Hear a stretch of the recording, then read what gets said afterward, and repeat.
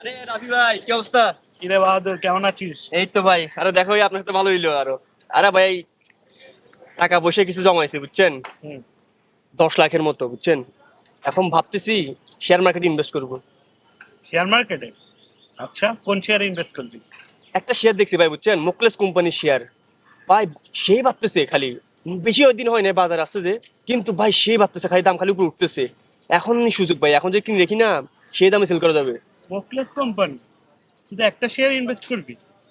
ও ভাই, অন্য কোম্পানির শেয়ার তো এরকম বাড়তেছে না বুঝেন নাই। আমি দেখলাম মার্কেটে আপনার কোন শেয়ার এত বাড়তেছে, এটা মনে করেন যখন থেকে শুরু হয়েছে তখন থেকে খালি বাড়তেই আছে।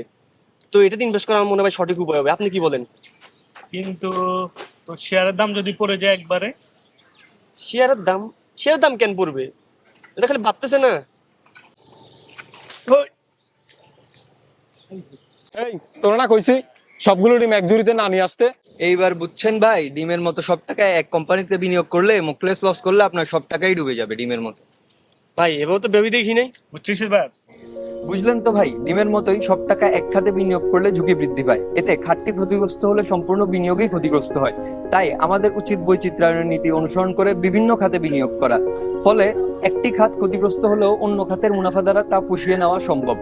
ফলে আয় ও নিরাপত্তার ভারসাম্য বজায় থাকে এবং দীর্ঘমেয়াদী টেকসই ফলাফল পাওয়া যায়। তাই সঞ্চয়ের সকল টাকা এক খাতে বিনিয়োগ নয়।